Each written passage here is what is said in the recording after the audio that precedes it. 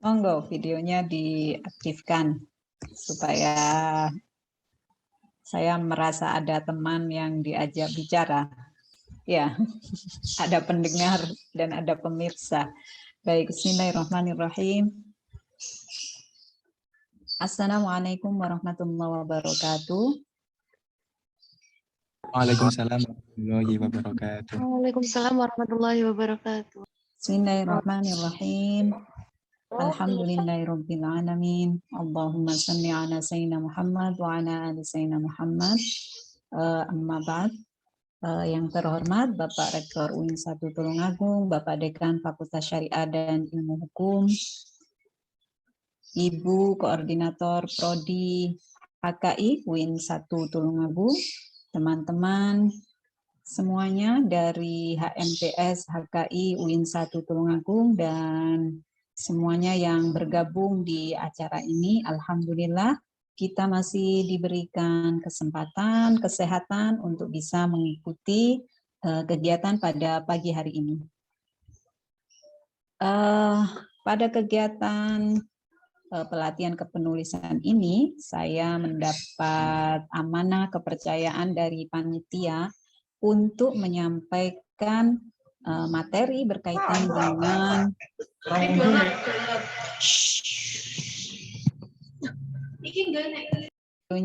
ya baik. Saya share screen. Sudah terlihat ya? Sudah, Bu.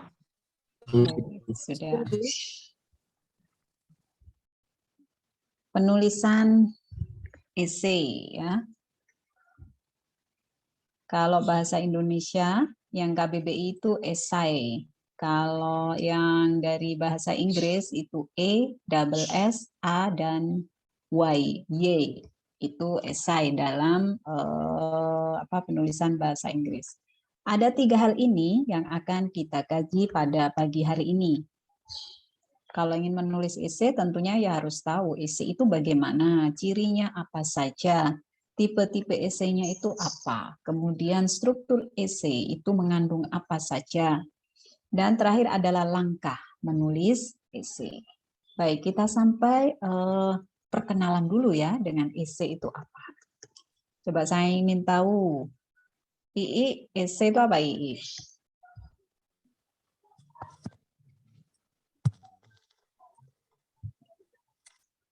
Halo, Ii. Esai itu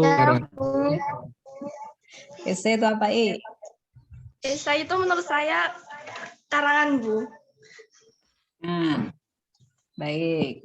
Sudah, posisinya sudah nyaman, Ii? Ya, Bu.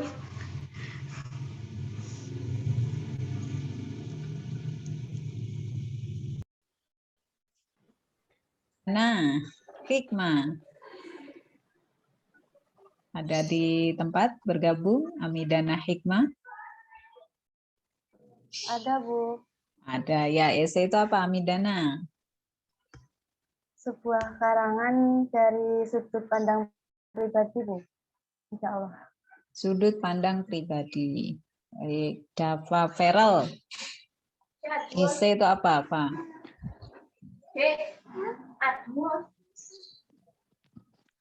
Suatu karangan yang ditulis berdasarkan fakta, Bu. Berdasarkan fakta. Baik. Pengertian, ciri, dan tipe esai. Esai, ya. Kalau bahasa Indonesia esai. Pengertian esai itu apa? Dalam KBBI itu disebutkan karangan prosa yang membahas suatu masalah sepintas lalu dari sudut pandang pribadi penulisnya. Jadi karangan esai itu mengedepankan pandangan pribadi penulisnya. Ya, ini salah satu ciri khas dari esai, mengedepankan sudut pandang dari penulis. Ada lagi pengertian yang lain dari Sukawati. Esai itu apa? Sebuah komposisi prosa singkat yang mengekspresikan opini penulis tentang subjek tertentu. Contoh HKI ya. HK itu kan hukum keluarga Islam. Bagaimana pandangan Abidana Hikmah berkaitan dengan apa wali mujbir? Apa wali mujbir itu? Halo, wali mujbir itu apa? Adina, Din, Adina.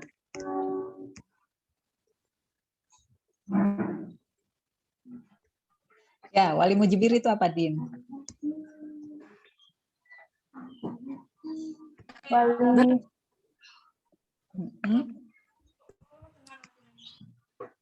dari garis keturunan, Bu. Wali mujbir itu kan memaksa ya. Wali mujbir itu adalah wali, dalam hal ini ayah, yang bisa memaksakan kehendaknya untuk menikahkan anak gadisnya tanpa persetujuan. Hanya Imam Syafi'i ya yang punya pendapat seperti ini, tapi kemudian ada syarat tertentu. Nah, Amidana ingin memberikan opini pribadinya berkaitan konsep wali mujbir ini. Nah, ini bisa ditulis dalam sebuah esai. Ya, Amidana ingin menunjukkan bagaimana opininya berkaitan dengan wali mujbir.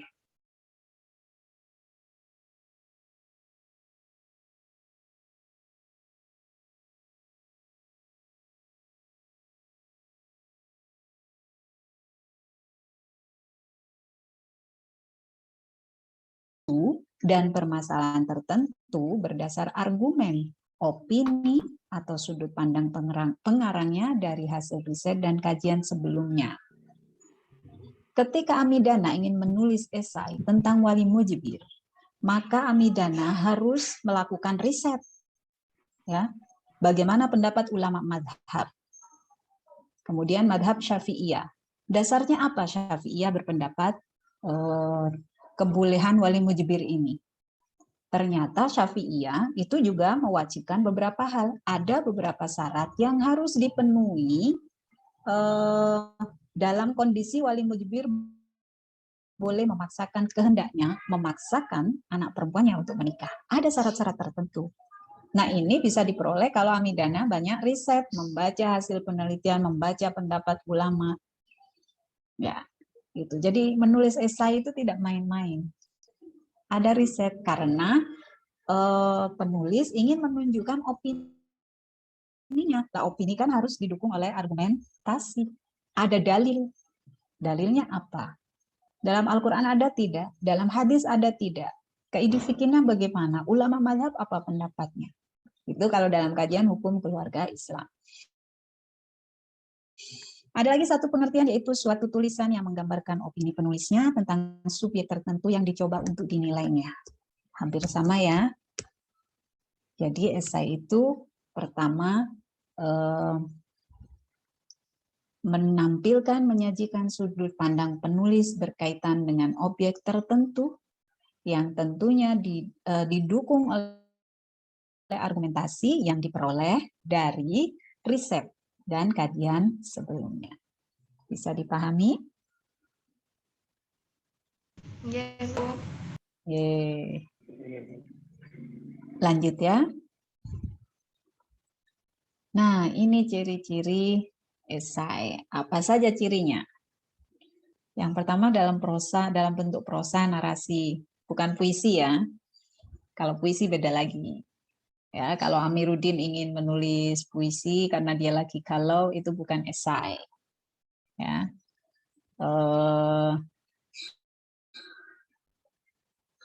Siti Eta ingin menulis puisi karena dia sangat bahagia, tanggal 14 nanti sudah perkuliahan tatap muka. Nah, itu puisi, bukan esai. Dan bukan prosa fiktif. Esai itu biasanya non-fiksi, ya karena ingin menyampaikan opini, ya pendapat berkaitan dengan subjek tertentu. Yang kedua, tulisan tidak terlalu panjang, relatif singkat yang dapat dibaca dalam waktu singkat, tetapi padat dan membahas atau mengkaji sesuatu yang sedang hangat dibicarakan. Menarik atau penting untuk dibahas dan ditulis. Singkat, tidak seperti artikel yang sampai berhalaman-halaman. biasanya sekitar 5, 6, sampai 7 paragraf kalau esai itu. Karena memang fungsinya adalah untuk menyampaikan opini penulis, untuk menarik pembaca, ya, sehingga membaca itu, sehingga dalam sekali duduk ya harus selesai. Itu ciri khas esai. Kemudian tulisan personal yang subjektif tentang sesuatu masalah aktual, menarik dan penting dengan kekuatan analisis, interpretasi, dan refleksi. Ya, sekali lagi, esai itu untuk menunjukkan pandangan pribadi. Ya, maka sifatnya pasti subjektif. Pembaca boleh setuju, boleh tidak. Ya, penulis hanya menyampaikan pendapatnya. Mau setuju atau tidak, itu terserah pembaca. Ya, maka supaya pembaca itu tertarik, ya sejak awal itu harus bisa menimbulkan rasa penasaran ketika menulis paragraf awal. Nah, tulisan yang bersifat formal dan informal dengan membawa ciri personal, nada pribadi, dan gaya khas sesuai dengan karakter penulisnya yang berbeda dengan penulis lain. Esai itu bisa formal, bisa juga informal. Kalau yang formal contohnya di koran misalkan ya, opini yang biasanya ditulis oleh para pakar. Ya, kalau di Jawa Pos misalkan di halaman 1, 2, 3, 4 itu biasanya ada tulisan beberapa pakar yang memang cukup serius biasanya, atau di Kompas. Tapi ada juga yang bersifat informal, misalnya opini pembaca. Ya, biasanya itu ada beberapa yang sifatnya informal. Kemudian tulisan berisi pandangan, pikiran, sikap, dengan penulis tentang suatu hal untuk diperbincangkan dengan fakta, ketajaman gagasan, dan kekuatan argumentasi. Namanya orang berpendapat, beropini, ya tentu harus didukung argumentasi. Untuk bisa berargumentasi, dalilnya kuat, ya harus melakukan riset, membaca, referensinya harus kompatibel, ya tidak sekedar copy-paste dari Mbah Google, tidak. Karena hukum keluarga Islam, jika ingin kemudian mengkaji dari sudut pandang peraturan perundang-undangan di Indonesia, ya harus menggali undang-undang perkawinan, mulai dari batang tubuh sampai penjelasannya, asas-asas hukum perkawinan, undang-undang perkawinan itu apa, KHI, ya undang-undang perkawinan yang diperbarui tahun 2019 tentang batas usia perkawinan. Ya, ini harus dipahami, atau putusan-putusan pengadilan agama berkaitan dengan perkawinan. Itu harus ada ketajaman analisis fisik. Nah, ini struktur secara umum dari esai. Pendahuluan atau pengantar, isi, dan penutup atau kesimpulan. Ini ciri esai. Baik, lanjut ya.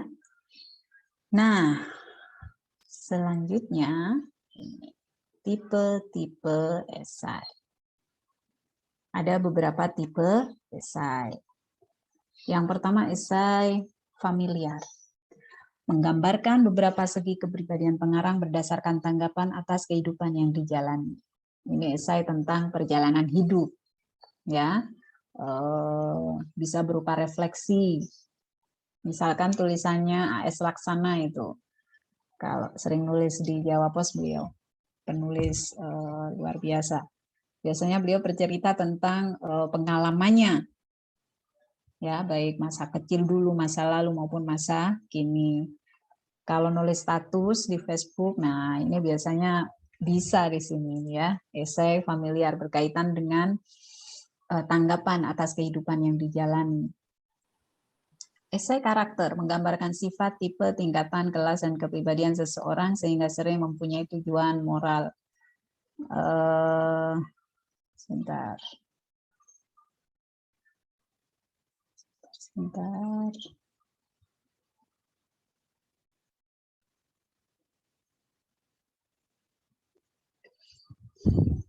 Baik, Esai karakter misalkan berbicara tentang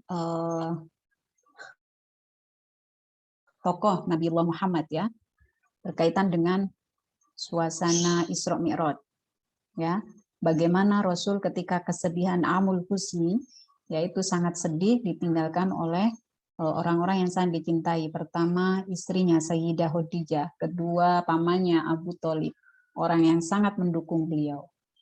Nah, esai tentang karakter Nabiullah Muhammad SAW ini tentunya tujuan moralnya adalah agar pembaca itu bisa mengambil pelajaran, mengambil suri tauladan bagaimana Rasul sayangnya kepada istri, ya, kepada istri, dan menunjukkan bagaimana profil perempuan saat itu, yaitu Sayyidah Khadijah, itu ternyata beliau adalah wanita yang tidak hanya sibuk di dunia domestik saja, dia mempunyai akses yang sangat luas terhadap dunia publik, seorang pedagang, konglomerat, entrepreneur, sukses. Ya. Ini, jadi di situ ada tujuan moralnya. Sekarang tinggal tujuannya apa? Apakah ingin melihat dari perspektif peran yang setara antara wanita dan laki-laki sejak masa Rasul, atau ingin melihat dari perspektif kegigihan Rasul, misalkan. Ada banyak hal ya, tergantung perspektifnya. Makanya itu esai itu pasti akan tergantung dari masing-masing penulis. Topiknya bisa sama, Isra Mi'raj, ya. Tapi kemudian tulisan Habib dengan tulisan II dengan tulisan Adina bisa berbeda perspektifnya. Esai deskriptif ya, menggambarkan subjek tertentu berdasarkan pandangan penulis. Bagaimana Dafa misalkan melihat Artijo Alkostar. Kenal nggak dengan Artijo Alkostar? Kenal nggak? Ada yang kenal? Siapa Artijo Alkostar itu? Area hukum masa nggak tahu Artijo? Tuh, hakim yang luar biasa itu memerangi para pelaku kriminal, korupsi, apa nggak main-main ya. Nah, bagaimana Dafa menilai, ya, menggambarkan Hakim Artijo Alkostar? Bagaimana Amidana menggambarkan Hakim Bismar Sirgar? Nah, itu. Bagaimana Adina Lofi menggambarkan Kiai Fakih Abdul Qadir dengan kiroah mubadalahnya? Ya. Bagaimana II menggambarkan Punyai Nur Rofiah yang secara konsisten menebarkan konsep-konsep kesetaraan antara laki-laki dan wanita. Ada juga esai kritik. Esai kritik itu apa? Namanya kritik yang menyampaikan penilaian terhadap apa saja, ya, undang-undang IKN, kemudian kemungkinan mundurnya pemilu 2024 sehingga ada perpanjangan masa jabatan presiden. Ya, bagaimana batas usia perkawinan itu sekarang sudah mundur menjadi 19 tahun. Dampaknya apa? Semakin banyak permohonan dispensasi kawin. Kalau dulu kan 18-16. Kalau perempuannya sudah 16, cukup yang laki-laki mungkin belum mencapai 18. Kalau sekarang semuanya 19. Jadi semakin menumpuk. Semakin tebal itu perkara permohonan dispensasi kawin. Ya, bisa mengkritik itu. Kok bisa seperti itu? Padahal maunya kan untuk menghindari atau mengurangi perkawinan usia dini. Tapi semakin banyak, contohnya sejak undang-undang ini 2019 ditetapkan, tahun 2020 itu terjadi kenaikan sampai berapa persen ya? 1000% di PA Blitar berkaitan dengan permohonan dispensasi kawin. Kemudian bagaimana dengan pemenuhan hak anak? jika kemudian kedua orang tua meninggal bersamaan. Anak-anak yang kemudian kedua orang tuanya meninggal karena pandemi, atau si itu GS, ya, di mana kedua orang tuanya meninggal karena kecelakaan bersamaan ayah dan ibunya. Bagaimana pemenuhan haknya? Ya, itu bisa fenomena sosial betapa goncangnya dunia maya ya berkaitan dengan hak asuh GS ini. Itu kalau hukum keluarga bisa kemudian seharusnya bagaimana? Kritiknya bagaimana?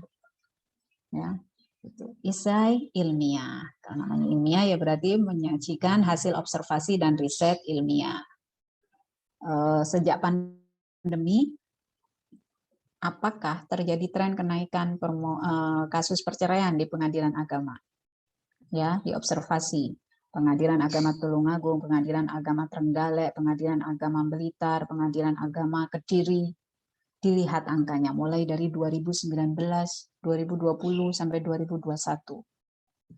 Ada tren kenaikan tidak? Kok bisa? Ternyata pandemi itu berbaris lurus dengan dengan tingginya angka perceraian di pengadilan agama di Karisedenan Kediri, misalkan begitu.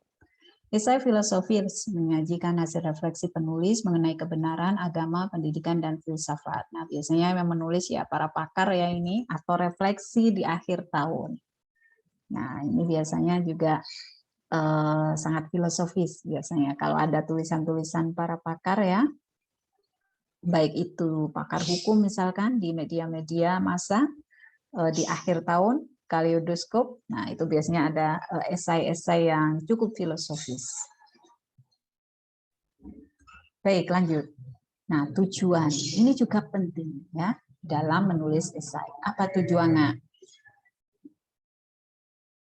Melakukan eksplorasi atas respon individu terhadap suatu peristiwa, keadaan, ataupun ide dan gagasan tertentu, personal essay.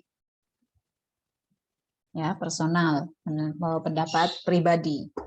Menyampaikan setuju atau tidak setuju dengan konsep wali mujibir. Saya setuju karena ini, saya tidak setuju karena ini. Mengajak pembaca untuk meyakini opini penulis dan dapat juga untuk meyakinkan pembaca agar melakukan suatu aksi tertentu, persuasif esai. Contohnya, ketika perempuan ya menaiki kendaraan, itu biasanya ada adagium, terutama emak-emak ini. Kalau lampu sen kanan, beloknya kiri. Ya. Apakah sen kanan, belok kiri itu hanya dominasi perempuan? Tidak, itu hanya oknum. Karena oknum bisa jadi juga ada laki-laki, bapak-bapak yang melakukan hal itu. Maka persuasifnya adalah mari para emak dan mbak untuk kemudian menggunakan perangkat dalam kendaraan bermotor itu secara bijak, sesuai dengan peruntukannya. Ya, kalau sen kanan ya belok kanan, kalau sen kiri ya belok kiri itu. Jadi persuasif mengajak kepada pembaca untuk menaiki kendaraan bermotor itu secara bijak sesuai dengan ketentuan yang berlaku. Sehingga tidak lagi dominasi perempuan. Ini contohnya. Menjelaskan yang ketiga, menjelaskan tentang bagaimana melakukan sesuatu hal ataupun menunjukkan bagaimana sesuatu bekerja, how to essay.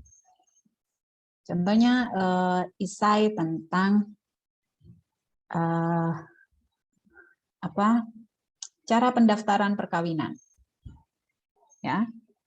Karena menjelaskan tentang bagaimana cara pendaftaran perkawinan, ya di situ ada kelengkapan administrasi, di mana mendaftarkannya, pihak-pihak mana saja yang kemudian terlibat, pihak KUA, RT, RW, desa, ya persetujuan orang tua juga ada di situ. Biasanya ada imunisasi ya untuk mempelai perempuan di puskesmas itu, TT atau apa itu. Sebelum menikah itu ada imunisasinya. Ini juga syarat kelengkapan administrasi. Setelah itu, ketika akan melakukan akad, apakah akan melakukan akad di kantor atau mengundang penghulu ke tempat dilangsungkannya akad. Nah, ini isi esainya itu how to, bagaimana cara mendaftarkan perkawinan. Pada saat akad harus ada rukun-rukun yang terpenuhi, saksinya siapa, walinya siapa, dan menandatangani dokumen, sehingga surat nikah itu sudah ada di tangan, sehingga perkawinan sudah tercatat, sah secara agama, dan sah menurut peraturan perundang-undangan. Ada juga tujuan menulis esai itu untuk membandingkan, ya, compare and contrast essay. Kalau dalam hukum Islam, hukum keluarga Islam bisa juga membandingkan antara dua madhab. Ya, misalkan antara 4 madhab itu berbeda, atau ada 2 kelompok, misalkan menikahi wanita hamil. Ya, menurut Hanafiyah tidak boleh menikahi wanita yang sedang hamil, harus ditunggu sampai lahir janinnya. Sementara Malikiyah, Syafi'iyah, ya, itu berpendapat bahwa boleh menikahi wanita yang sedang hamil. Ya, di-compare. Dasarnya apa sih Hanafiyah berpendapat tidak boleh? Dasarnya Malikiyah dan Syafi'iyah kok membolehkan, itu apa? Bahkan Malikiyah dan Syafi'iyah itu berbeda. Apakah wanita hamil yang sudah dinikah itu boleh digauli? Syafi'iyah boleh, Malikiyah tidak boleh. Tunggu janinnya lahir. Akadnya boleh, tapi menggauli tidak boleh. Tapi kalau Syafi'iyah boleh. Nah, esainya itu jelas nanti akan berisi argumentasi-argumentasi. Ada dasar hadis, ada kaidah fikih yang kemudian dikaji. Tujuan menulis esai lainnya adalah menunjukkan tentang bagaimana suatu sebab akan menimbulkan dampak tertentu, cause and effect esai. Ya, cause dan effect. Contohnya adalah perkawinan usia dini. Dampaknya terhadap ketahanan keluarga. Ya. Apakah ya, pasangan-pasangan yang menikah sementara usianya belum memenuhi batas usia perkawinan, berarti usia dini ya, belum 19 tahun, dia bisa mempertahankan keluarganya. Karena ketahanan keluarga indikatornya banyak. Ya, ada di situ kemitraan gender, ada di situ status dan legalitas. Ya, kalau kemitraan gender kan jelas di situ adanya kemitraan, kesetaraan dalam melaksanakan hak dan kewajiban sebuah keluarga. Kalau masih usia belia, bisakah kemudian melaksanakan kewajiban itu? Ya, saya pernah melakukan penelitian di Tulungagung tentang implikasi perkawinan usia anak terhadap ketahanan keluarga, studi kasus di Kabupaten Tulungagung. Ada beberapa pasangan yang saya jadikan subjek penelitian. Ya, dari 6 pasangan, itu yang bisa bertahan, ya, yang bisa bertahan itu dua orang. Yang pertama karena memang orang tuanya kaya, orang tua perempuan itu kaya. Ya, jadi semuanya disuplai kebutuhannya oleh orang tua. Pasangan yang kedua memang betul-betul mereka berjuang dari nol secara bersama-sama. Memang orang tuanya punya bisnis, ya, tapi kemudian keduanya juga punya kesadaran. Selebihnya yang 4 pasangan itu sudah tidak jelas. Ada yang ditinggalkan oleh suaminya, ada yang kemudian setelah akad ya sudah tidak peduli lagi karena memang belum mencapai batas usia perkawinan. Ya, ini kan cause and effect-nya. Bahwa perkawinan usia dini itu bisa jadi berdampak, ya, bisa mengakibatkan keluarga tidak bisa menjadi kekal sebagaimana tujuan perkawinan dalam Undang-Undang Perkawinan. Tujuan lainnya adalah mendiskusikan suatu permasalahan dan menawarkan solusinya. Problem and solution essay. Pada beberapa tahun silam ya, salah seorang menteri koordinator PMK Pak Muhajir itu kan pernah mengeluarkan wacana wajib bagi setiap pasangan yang akan menikah untuk memperoleh sertifikasi pranikah. Ya. Kalau ini menurut saya memang satu strategi yang bisa ditempuh ya. Tapi bagaimana pelaksanaannya itu yang butuh kontrol. Jangan-jangan nanti hanya formalitas. Padahal pendidikan pranikah itu memang betul-betul dibutuhkan. Amidana misalkan. Ya, kalau mau menikah, bagaimana kemudian manajemen finansial? Ya, bagaimana manajemen finansial mengaturnya? Bagaimana kemudian manajemen pembagian peran dalam rumah tangga? Itu kan perlu pendidikan itu bagi calon-calon pasangan mempelai. Nah, baik. Kita sampai ke struktur, selesai. Ya. Tadi sudah saya singgung di awal, ada 3 ini strukturnya. Karena memang tulisan singkat,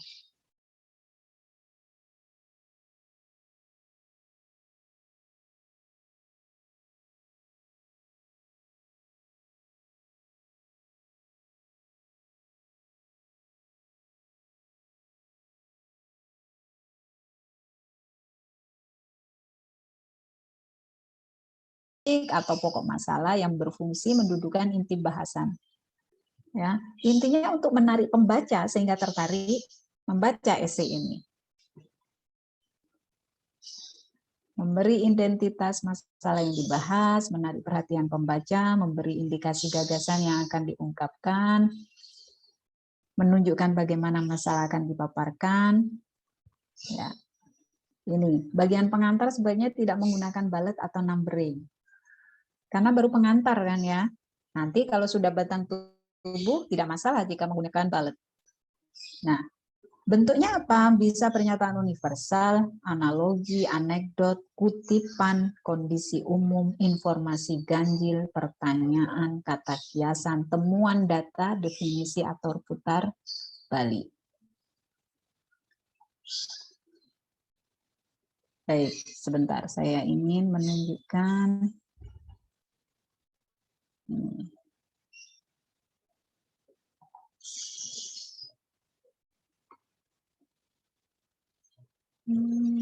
ya. Pesan saya yang ini dia.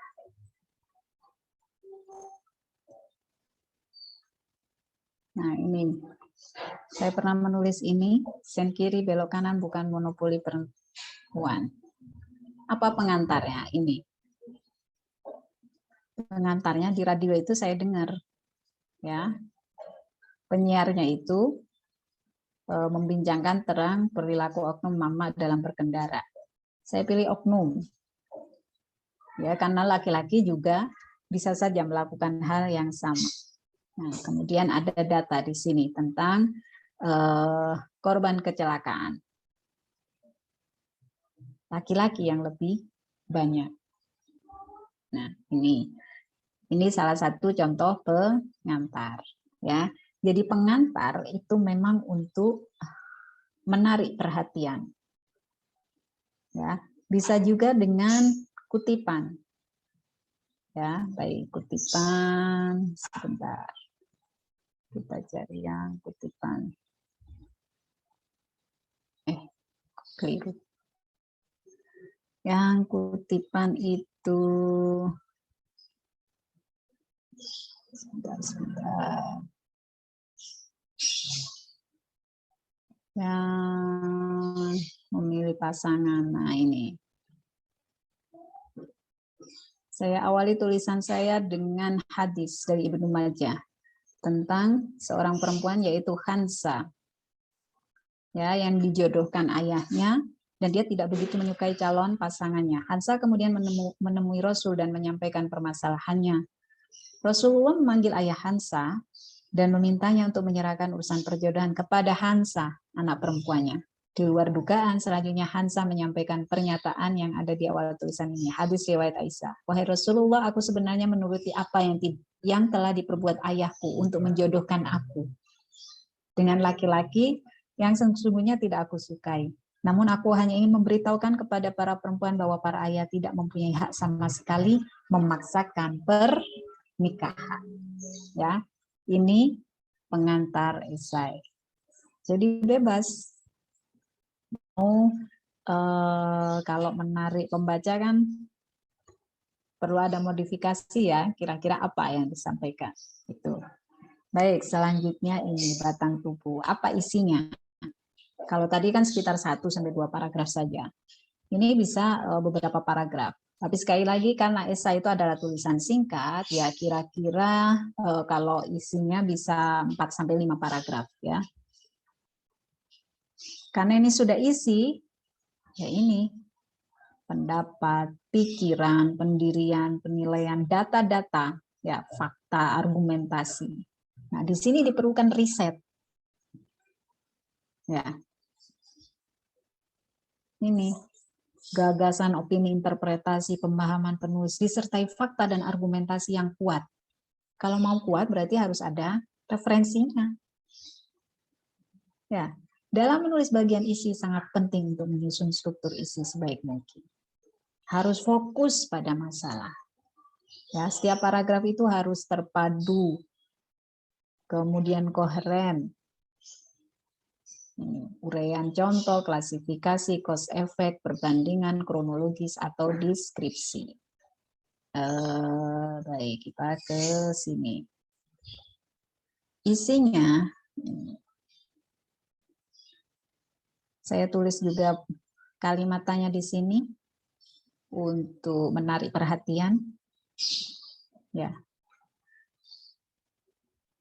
Tindakan Rasulullah yang diperkuat dengan pernyataan Khadsa mengkonfirmasi bahwa perempuan mempunyai kebebasan untuk menentukan pasangan. Memilih pasangan bisa dilakukan siapa saja. Ayah, ibu, atau saudara bisa menawarkan pilihan calon pasangan. Namun, menentukan pasangan adalah hak para pihak yang akan melaksanakan pernikahan, termasuk perempuan. Mengapa demikian? Nah, ini kan sudah argumentasi ini. Di Indonesia, undang-undang perkawinan. Nah, hak ijbar. Ya, hak ijbar.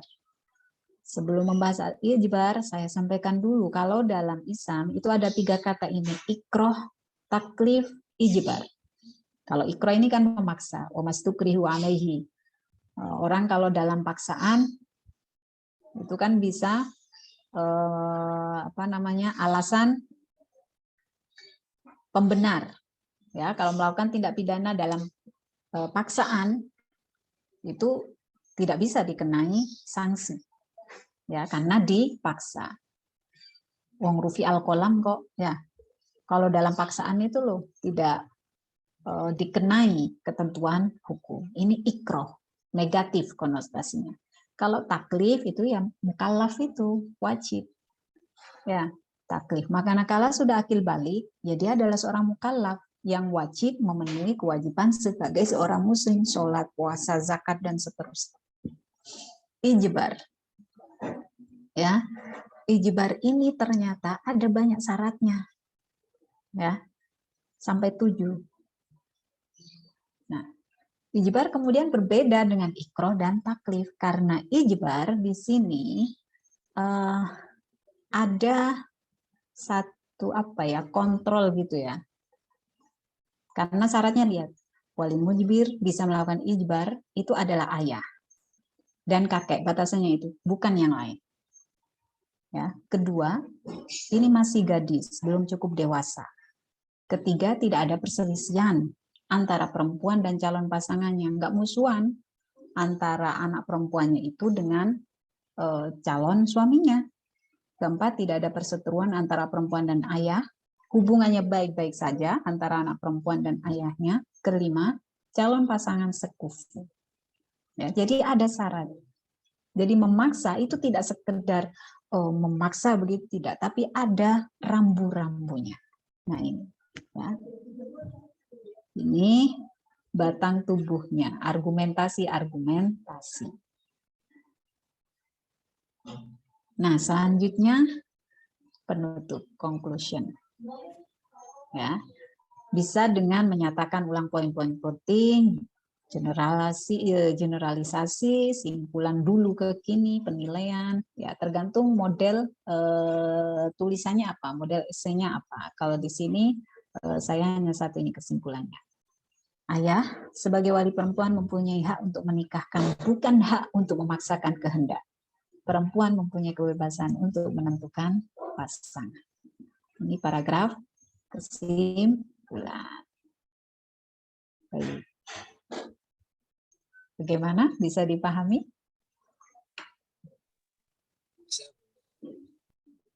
Bisa, lanjut ya. Ini yang terakhir.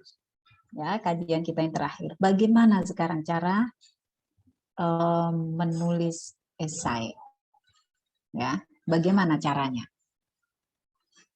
Ini ada 6 strategi ini untuk menulis esai.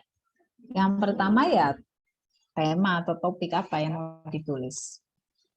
Kemudian tujuan tulisan itu apa? Merumuskan masalah dan melakukan riset data. Yang keempat membuat outline, kerangka tulisan. Kelima menulis esai. 6 terakhir ini mengedit esai, finishing touch.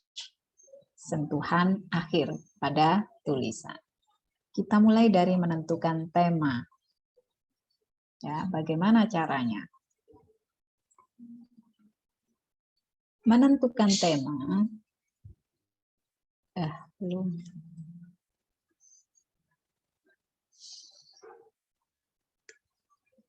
Tema tulisan bisa diambil dari tema yang ada atau sebuah tema sebagai ketentuan. Kalau memang ada lomba menulis esai, ya ambil tema dari yang sudah ditentukan oleh panitia.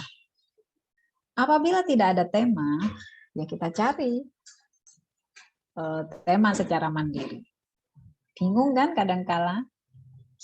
Tapi rumusnya adalah carilah tema yang kemudian disukai, dipahami. Ya, karena ini bagaimanapun akan memudahkan proses penulisan esai. Sebagai mahasiswa HKI, ya tema yang ditulis tentunya berkaitan dengan hukum keluarga Islam, perkawinan, perceraian, kewarisan, wasiat, sangat luas. Atau kalau yang memang tertarik dengan kajian tentang perempuan, ya ambil tentang perempuan.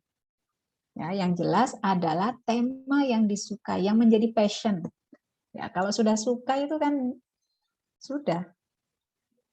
Ya, mau tidak mau akan berusaha untuk bisa menulis esai tentang topik itu. Jadi topik yang dipilih ya harus yang disukai. Tuh. Kemudian, nah ini menentukan tujuan.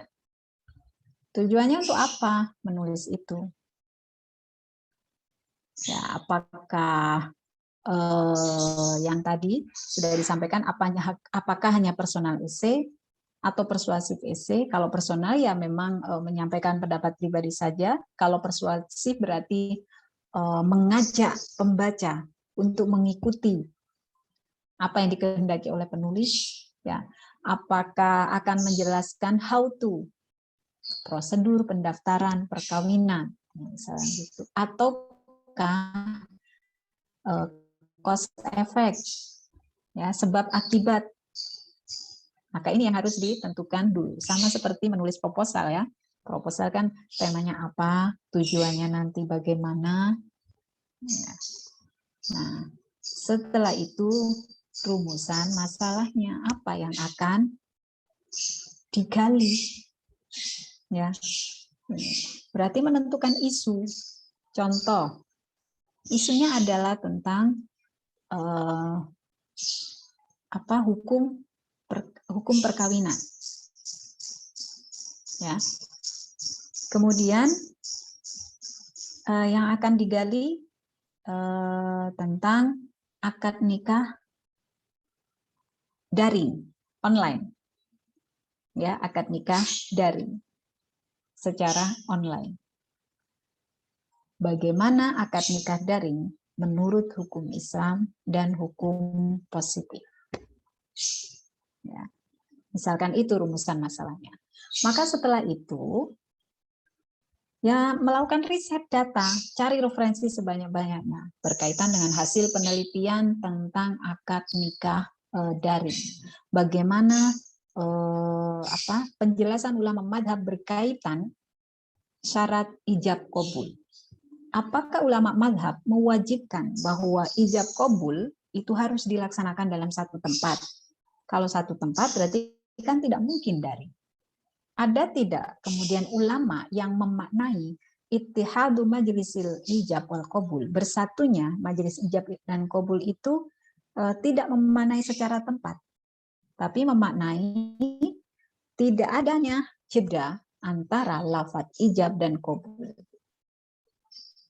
Jadi bil mahril mazkur langsung dijawab qabil tuh. Itu dianggap bersatu. Bukan pemaknaan bersatunya ijab dan qabul dalam satu tempat, tapi bersatunya pernyataan ijab dan qabul tanpa ada jeda waktu. Nah, ini riset ya. Maka di situ dicari. Kalau hukum positif bagaimana? Memungkinkan tidak pelaksanaan akad nikah secara virtual? Ya. Maka ini, apakah ketika membaca ya, ketika mau melakukan riset data, apakah data ini bermanfaat bagi topik atau gagasan penulis? Menyaring data yang dikumpulkan. Apakah penulis, apakah dapat mendukung gagasan penulis? Ya, kalau begitu, kalau mau menulis ya berarti suka tidak suka, mau tidak mau ya harus membaca. Ya harus membaca. Apakah penulis harus membaca sumber lain? Nah, kira-kira sudah cukup tidak materi ini? Tidak perlu mencari sumber lain atau malah kurang? Apakah sumber bacaan data sudah cukup memadai untuk memperkuat kesimpulan yang akan ditulis? Jadi ketika akan menulis esai, teman-teman ya harus membaca. Ya. Karena penulis yang hebat adalah pembaca yang selalu lapar. Ya, selalu lapar dengan bahan bacaan. Itu penulis yang hebat. Baik. Selanjutnya membuat outline. Outline itu kerangka ya. Apa outline itu? Kalau tema itu adalah clue atau kuncinya. Kalau outline itu ya desainnya. Mau bangun rumah juga ada gambarnya desainnya. Mau jahitkan baju ke penjahit juga perlu desain. Modelnya seperti itu, Ibu. Ya. Itu kan. Nah, outline itu disusun untuk memastikan apakah semua ide yang akan ditulis cukup lengkap, sudah sistematis, logis, ya, bisa juga dalam bentuk kerangka kalimat. Ya, kalau saya memilih piramida terbalik, artinya seperti tadi ketika ini, ya, ketika ini kita mulai dari sebuah hadis, ya, mulai dari sebuah hadis ini, kemudian baru dijelaskan. Jadi yang biasanya saya lakukan itu contoh, judul bisa berubah ya, judul bisa berubah. Contoh misalkan tadi akad nikah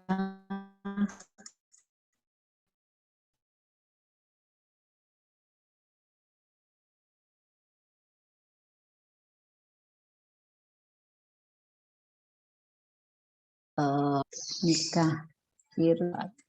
Cari data-data. Ya, adakah seseorang yang sudah melaksanakan ini, atau mungkin ada putusan pengadilan jurisprudensi berkaitan dengan akad nikah virtual. Yang kedua, pendapat ulama mazhab tentang syarat ijab qabul. Kemudian yang kedua, ketentuan akad nikah ijab qabul itu dalam peraturan perundang-undangan. Ya. 4 ya dianalisis, selesai, kesimpulan. Ini kira-kira bikinnya itu seperti ini. Jadi dimulai dulu dari pengantar kan, menampilkan data-data di situ secara empiris bahwa ada kejadian ini akad nikah virtual karena pandemi, padahal undangan sudah disebar, seluruh undangan juga sudah siap, penghulu sudah siap. Ternyata calon mempelai yang masih di luar negeri itu tidak bisa pulang gara-gara pandemi, ya, penerbangan ditutup. Bagaimana ini? Sudah tidak bisa ditunda lagi. Akhirnya ditempuhlah cara akad nikah virtual. Ya, ini. Ini outline. Kemudian selanjutnya setelah outline ini yang menulis, ya, jangan berhenti di outline, ya ditulis. Essay ditulis berdasarkan outline yang telah dibuat. Struktur kerangkanya diperhatikan, pendahuluannya, isinya, penutupnya, gunakan bahasa yang baik dan benar. Ya, jangan males-males buka KBBI. Jangan males-males buka KBBI. Istilah ini yang betul apa ya? Akad nikah, akad itu pakai D atau pakai T. Jangan malas membuka KBBI online. Ejaan, tanda baca, diksi yang baik, gunakan kalimat efektif dan paragraf-paragraf yang baik. Satu kalimat itu tidak bisa menjadi satu paragraf. Minimal satu paragraf itu terdiri dari 2 kalimat. Kalimat yang efektif itu jelas subjeknya mana, predikatnya mana, objeknya mana, keterangannya mana. Ya. Jangan kemudian membuat kalimat yang tidak selesai. Ayah adalah salah satu wali yang berhak menikahkan anak perempuannya tanpa izin, di mana anak perempuannya itu meskipun belum dewasa, nggak jelas mana itu subjek predikatnya.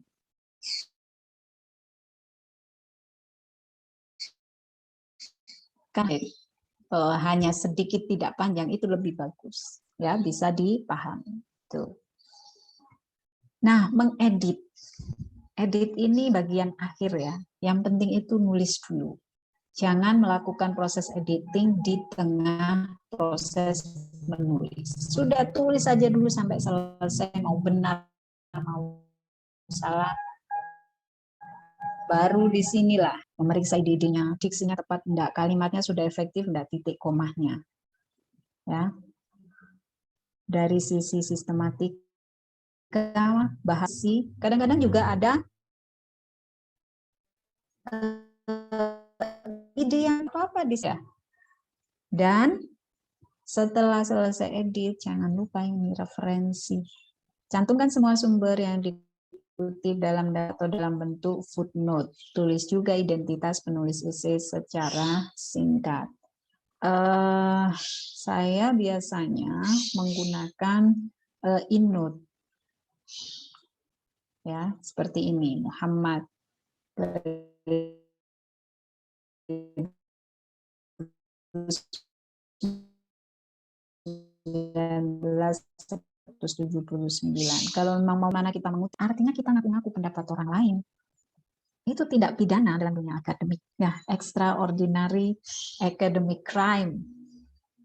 Ya, tindak pidana akademik luar biasa. Itu ya plagiarisme. Nyontek, kopes. Ya, itu tidak pidana akademik. Jangan sampai pendapat orang lain diaku pendapat kita, ya. Itu kejahatan luar biasa. Yang terakhir, ini ya, praktek menulis. Bukan berpikir tentang menulis.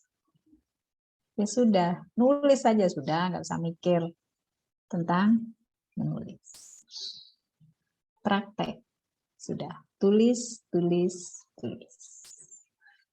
Jangan berpikir nanti gimana ya, sudah nggak usah dipikir dalam-dalam. Sudah ada tema, sudah bikin outline, sudah membaca, sudah tulis saja.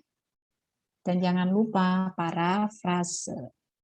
Parafrase itu apa? Tidak copy saja kalimat orang lain, tapi dimodifikasi kalimatnya. Ya, dimodifikasi. Contoh misalkan ini. Ketika berbicara ini, pernikahan adalah suatu akad, perjanjian, atau transaksi. Nah, untuk menjelaskan ini ya, ini kan berbicara tentang pernikahan. Bisa menggunakan bahasa yang lain. Misalkan, pernikahan adalah transaksi yang berbeda dibandingkan dengan transaksi bisnis pada umumnya. Ya, jangan hanya copy dari pendapat orang lain. Bisa itu menggunakan sinonimnya, padanan katanya. Kalau transaksi bisa menggunakan akad atau perjanjian.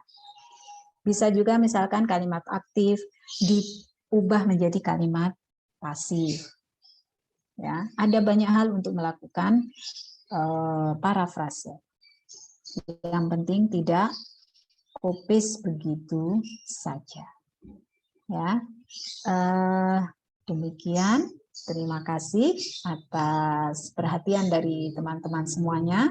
Semoga apa yang saya sampaikan sedikit ini bisa bermanfaat bagi semuanya. Terima kasih. Assalamualaikum warahmatullahi wabarakatuh. Waalaikumsalam warahmatullahi wabarakatuh. Waalaikumsalam warahmatullahi wabarakatuh. Tentunya. Baik, terima kasih untuk Bu Nur Fadila yang telah menyampaikan materi tentang kepenulisan esai. Untuk selanjutnya ini adalah sesi tanya jawab untuk memperluas diskusi kita dan pandangan kita mengenai kepenulisan. Untuk teman-teman yang ada di forum ini, silakan untuk langsung bertanya melalui rekaman saja ya, nanti bisa ditulis juga 3 pertanyaan dulu untuk biar nanti terkondusif ya. Silakan untuk teman-teman yang ingin bertanya, langsung bertanya saja. Untuk bisa malu-malu, monggo.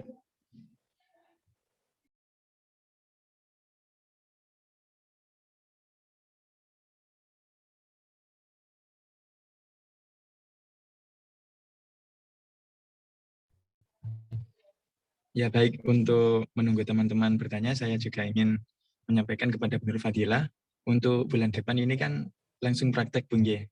Jadi nanti setelah ini selesai, saya mohon untuk panjenengan memberikan tugas kami membuat esai, biar nanti ketika bulan depan kita bisa bersama-sama, istilahnya itu merevisi apa yang salah dan apa yang kurang tepat, gitu Bu. Baik, siap.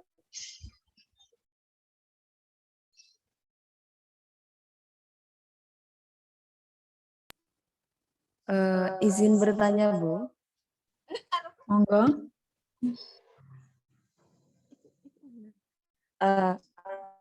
Kan tadi kan ada opini sama esai ya, Bu. Nah, kedua itu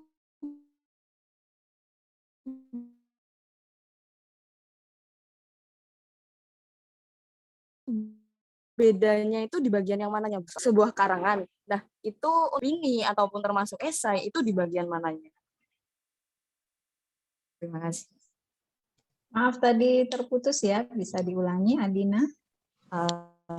Baik, saya izin bertanya mengenai bedanya antara esai dengan opini itu di bagian apanya. Soalnya kadang itu sedikit keliru, apakah ini tulisannya termasuk esai ataukah tulisan ini termasuk opini.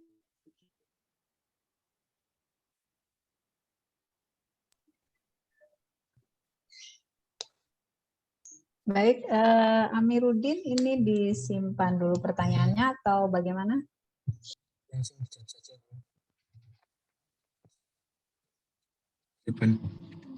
Bisa langsung dijawab Mawan, biar nanti mudah untuk dipahami.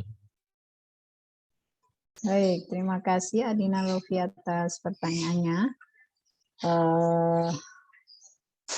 Pertanyaannya adalah berkaitan dengan perbedaan opini dan esai. Ya. Kalau opini pada umumnya kolom opini itu sangat singkat ya. Bahkan biasanya ya hanya 3 paragraf langsung secara padat menyampaikan opini dari penulis berkaitan isu tertentu. Itu biasanya kolomnya terbatas kalau di media massa. Kalaupun ada opini yang kemudian memberikan kebebasan kepada penulisnya, nah di situ menurut saya opini bisa juga ditulis dalam kerangka esai, karena sejak awal esai itu memang untuk menggambarkan dan menyajikan pendapat subjektif dari penulisnya. Ya, manakala kemudian sebuah kolom ataupun forum menghendaki penulis menyampaikan opininya dalam rambu-rambu yang dibatasi, maka tentunya harus ditulis secara sangat singkat. Tapi menurut saya baik opini maupun esai, dua-duanya itu adalah menyajikan pendapat atau gagasan dari penulisnya tentang isu tertentu. Kemudian tergantung dari media apa yang menghendaki jenis tulisan itu. Jikalau kemudian dalam kolom itu ditulis opini, nah biasanya di sini adalah opini secara singkat. Kalau esai biasanya harus jelas sejak awal pendahuluannya, isu apa yang akan diangkat, kemudian yang kedua batang tubuhnya berisi argumentasi, fakta, dalil yang akan dianalisis berdasarkan riset data yang sudah dilakukan dan ditutup dengan kesimpulan. Demikian, Adina. Baik, Bu. Terima kasih.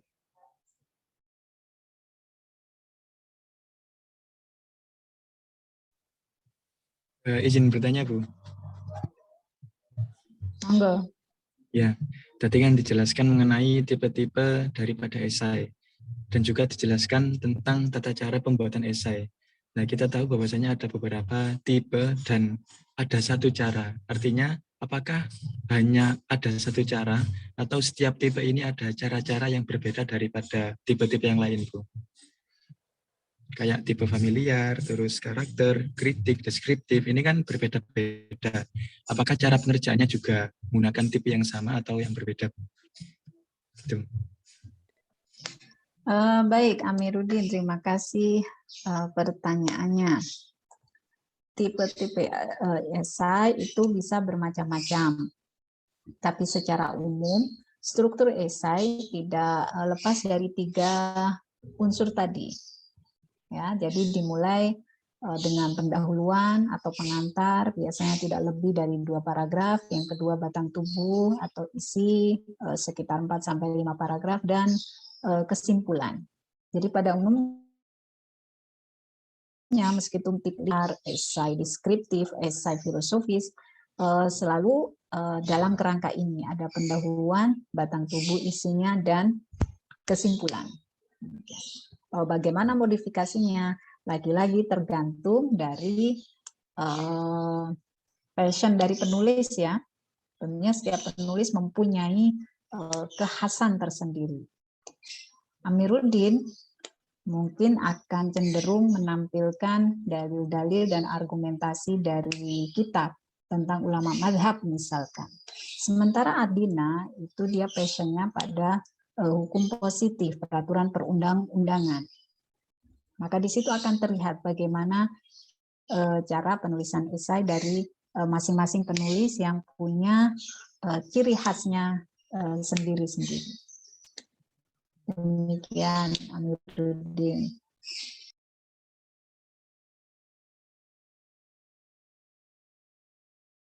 Bu, baik, terima kasih.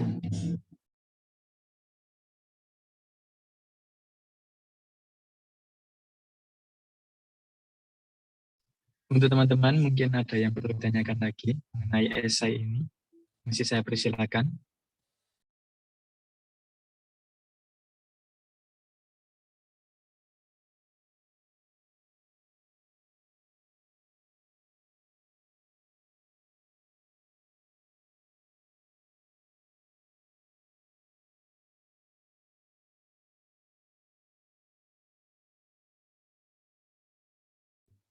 Bisa juga untuk teman-teman yang bertanya lewat kolom chat juga bisa, bila mana di tempat kalian mungkin tidak memungkinkan tanya secara langsung ya. Monggo.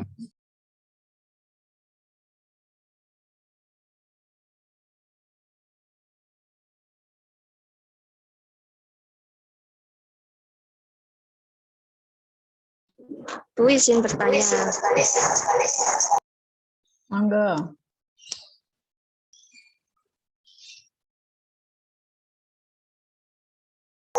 Di pendahuluan tadi kan ada kata membuat esai itu harus menarik kan Bu. Nah, Ibu bisa memberikan tips and trik biar pembaca itu tertarik dengan apa yang kita tulis melalui pendahuluan itu Bu. Iya Bu, kalimat gitu Bu.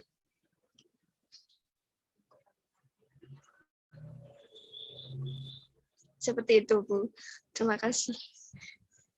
Kiki, terima kasih. Saya coba tunjukkan beberapa tulisan ya. Nah, ini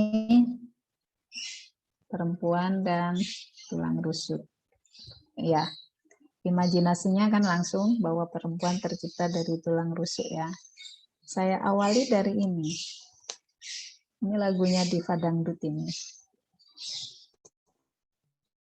Ya. Nah, ada banyak cara untuk kemudian membuat pendahuluan. Sebagaimana tadi, misalkan membuat anekdot, mengutip hadis, mengutip pernyataan atau statement dari tokoh tertentu, atau yang ini tadi berkaitan dengan perbincangan penyiar sebuah radio, ya. Jadi ada banyak hal. Kalau ini saya kutip dari bukunya Fakih Abdul Qadir, Pak Yai Fakih Abdul Qadir, berkaitan dengan bagaimana Islam menyapa laki-laki dan perempuan secara setara. Ini, ya. Jadi itu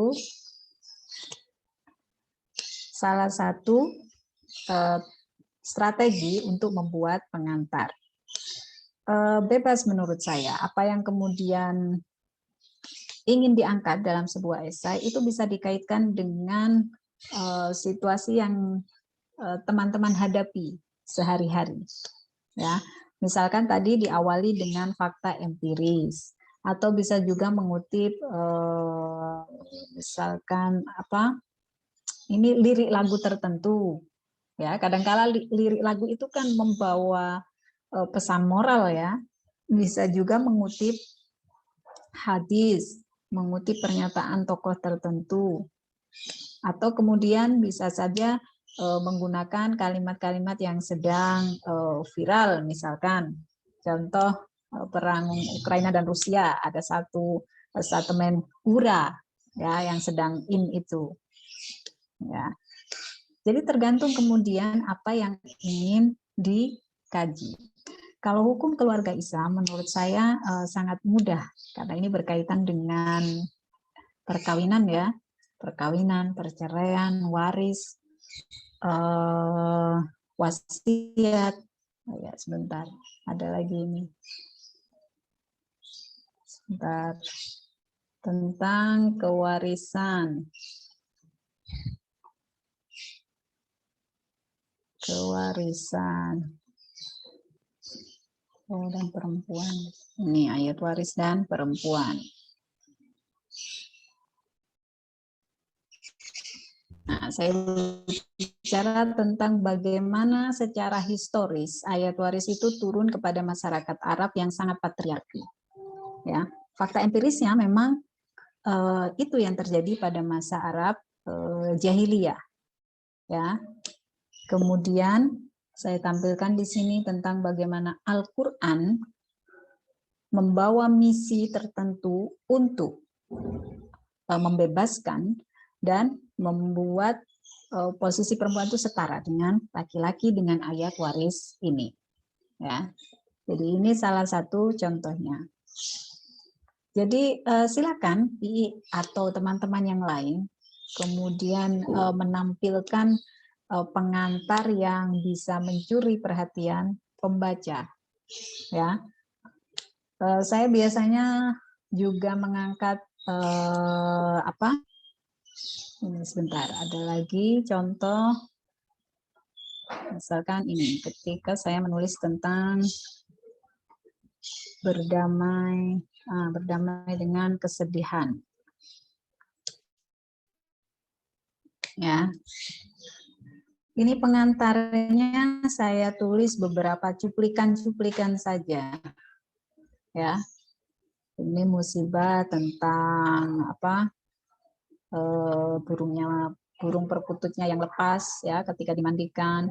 Kemudian ada yang karena kehilangan sepeda, ada yang ini ditinggal menikah ya oleh pacarnya, ada yang cerita tentang perceraian. Ya. Setelah itu saya masuk ke kehilangan. Saya gunakan kata hazan, ya, tentang kesedihan, istirja. Nah, ini kesimpulannya. Ya, jadi ada banyak hal, bisa kemudian menggunakan anekdot. Ya, anekdot itu biasanya yang suka cerita-cerita humor itu ya, atau statement-statement yang bisa menggeliti. Nah, saya yakin referensi teman-teman sangat ya, apalagi suka nonton TikTok, YouTube dan lain sebagainya. Ada banyak hal yang bisa diangkat dalam bidang hukum keluarga Islam. Ya, bagaimana ini yang kemarin itu tentang International Women Day ya, Hari Peringatan Perempuan Internasional. Itu kan yang saat ini tipenya adalah break the bias.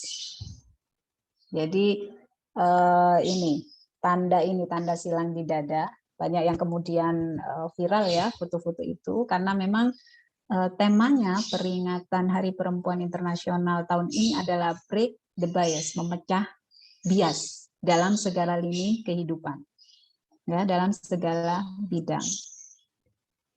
Karena tidak di Indonesia saja, bahkan di dunia barat, Amerika yang dibilang maju ya, masih ada diskriminasi terhadap perempuan, bahkan di tempat kerja.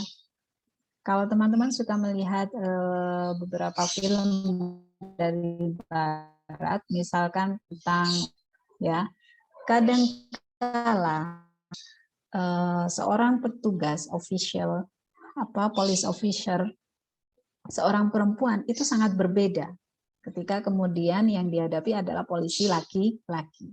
Belum lagi di dunia kerja, detektif perempuan itu jumlahnya lebih sedikit dari detektif laki-laki. Dan itu juga kadangkala ada banyak bahasa tubuh, kemudian komunikasi-komunikasi di antara para polisi itu yang kemudian mendiskreditkan perempuan. Kalau film kan memang biasanya menggambarkan suasana real di sana ya, dan itu artinya kan terjadi memang di sana. Ya. Nah, fakta-fakta ini kemudian bisa diangkat, bisa dijadikan pengantar. Ya. Sen kiri, belok kanan, bukan dominasi perempuan, itu kan hal yang setiap hari kita kadang temui ya. Tapi tidak hanya perempuan kok yang melakukan itu ternyata. Bapak-bapak, mas-mas juga begitu, kadangkala dengan cerobohnya. Ya. Kalau kemudian pengantar ini tidak bisa menarik perhatian dan hanya landai-landai saja, tentu tidak bisa menarik perhatian pembaca. Jadi coba dicari apa yang kemudian relevan dengan isu yang akan diangkat. Ya, kalau misalkan tentang pendaftaran perkawinan, ya bisa ditampilkan di situ data-data empiris tentang bagaimana dampak nikah siri. bisa menggunakan misalkan toh ya teman-teman kenal dengan salah satu pelaku nikah siri itu atau korbannya dari nikah siri itu, coba bisa diceritakan di situ dalam satu paragraf. Ya. Misalkan Bunga telah menikah. Nah, dimulai dari sebuah cerita itu menurut saya bisa juga jadi sebuah pengantar. Ya. Baik, demikian Ii.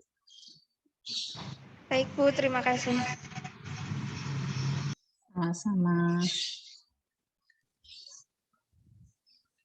Masih ada yang lain atau cukup? Ada Bu, ini ada satu lagi tuh, ada di kolom chat Bu. Dari Mas Dava. Saya izin gitu, sebentar, saya belum baca. G. Saya bacakan. Saya izin bertanya tentang Huruf kapital ya, ini tata tulis memang betul. G, monggo dibacakan. Saya izin bertanya tentang tata letak dari huruf kapital dalam penulisan esai yang baik dan benar, agar kedepannya bisa menulis esai dengan benar. Terima kasih. Baik, tata tulis itu ya seperti pelajaran bahasa Indonesia di SMA, di aliyah dulu ya. Tidak berubah aturannya. Bahwa kalau huruf kapital itu untuk awal kalimat atau untuk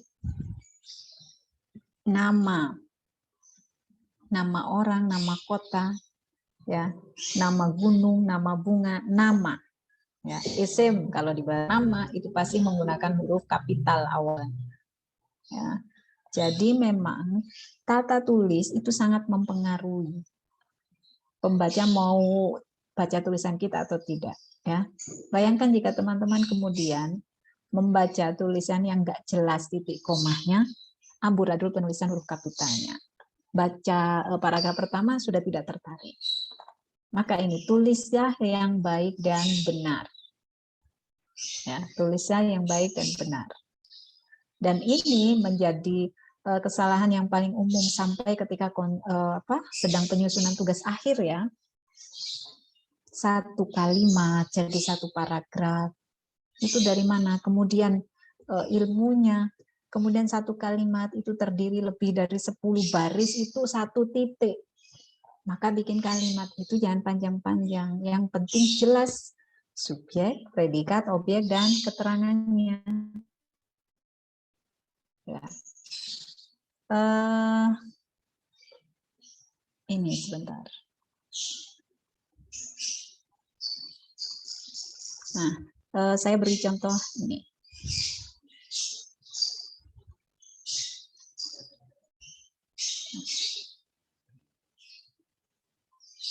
Kecelakaan pada umumnya diawali dengan pelanggaran. Sudah cukup, itu sudah jadi satu kalimat. Kalau ingin menjelaskan lagi, jelaskan di kalimat berikutnya. Pengemudi kendaraan yang melakukan pelanggaran lalu lintas tidak hanya membahayakan diri sendiri. Titik. Lebih dari itu, pelanggaran salah satu pengemudi bisa mengancam keselamatan pengemudi lainnya. Ada 3 kalimat di sini. Kalimat itu tidak perlu panjang-panjang, tidak perlu banyak keterangan. Ya kan? Lebih baik bikin kalimat simple, tapi kemudian ada beberapa kalimat penjelas. Jadi itu teknis dalam membuat paragraf. Mana kalimat utamanya, mana kalimat penjelasnya. Ya. Dan jangan lupa penulisan huruf kapital. Demikian ya. Dan itu akan bisa terasah jika teman-teman latihan. Ya. Jika teman-teman latihan menulis, sekali lagi menulis itu dipraktekkan, bukan hanya dipikirkan. Baik, sudah waktunya ngasih tugas ini Amiruddin. Sudah Bu, silakan. Ya. Baik, tugasnya teman-teman, ya karena hari ini materinya esai, ya berarti menulis esai. Topiknya apa? Topiknya ya karena dari HMPS/HKI ya tulis esai berkaitan dengan hukum keluarga Islam, bebas apapun yang mau analisis. Misalkan akad nikah pada masa pandemi, ya, bagaimana, mau aspek apa yang diangkat. tulislah esai berdasarkan struktur ya yang sudah saya sampaikan tadi. Ada pengantar, ada batang tubuh, ada kesimpulan. Referensinya juga ditulis. Mau model footnote, endnote, monggo silakan. Dan jangan lupa tulis identitas singkat penulis di bagian bawah. Itu ya, teman-teman. Terima kasih atas perhatian dan kerjasamanya hari ini. Terima kasih atas apresiasi dari semua teman-teman yang sudah bergabung pada pagi hari ini. Mudah-mudahan apa yang kita lakukan pada hari ini dicatat sebagai salah satu bekal kita ya, niat untuk mencari ridho Allah. Terima kasih, saya kembalikan kepada Amiruddin sebagai host. Lagi saya ucapkan terima kasih kepada Nur Fadilah yang telah menyampaikan materi tentang penulisan esai. Yang menjadi hal luar biasa hari ini adalah kita bisa mendapatkan wawasan baru, baik itu mengenai pengertian, susunan, dan bagaimana cara membuat esai yang baik dan benar. Sekaligus kita juga diberikan sebuah bekal bahwasanya untuk minggu depan, untuk bulan depan kita harus bisa mempraktekkan apa yang sudah disampaikan saat ini, yaitu dengan membuat sebuah esai dengan topik sesuai dengan jurusan kita, yaitu tentang kekeluargaan, hukum keluarga Islam. Jadi sedikit mengulas dari apa yang sudah disampaikan, dapat kita pahami bahwasanya esai adalah karangan prosa yang membahas satu topik tertentu dan ditulis dari sudut pandang seseorang. Jadi esai ini tidak bisa dikatakan sebagai sebuah fakta yang harus dibenarkan, tapi bisa jadi sebuah fakta yang bisa diajukan.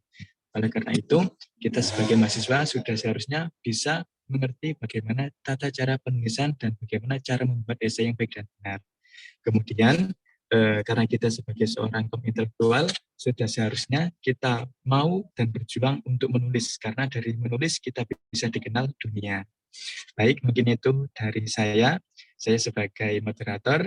Mohon maaf bila mana selama forum ini berjalan ada sebuah perkataan atau perbuatan saya yang kurang berkenan. Mohon maaf yang sebesar-besarnya. Oke, cukup itu dari saya. Dan mohon maaf, wassalamualaikum warahmatullahi wabarakatuh. Waalaikumsalam warahmatullahi wabarakatuh. Terima kasih semuanya. Saya mohon izin untuk leave. Ibu, baik. Terima kasih, Ibu. Sama-sama.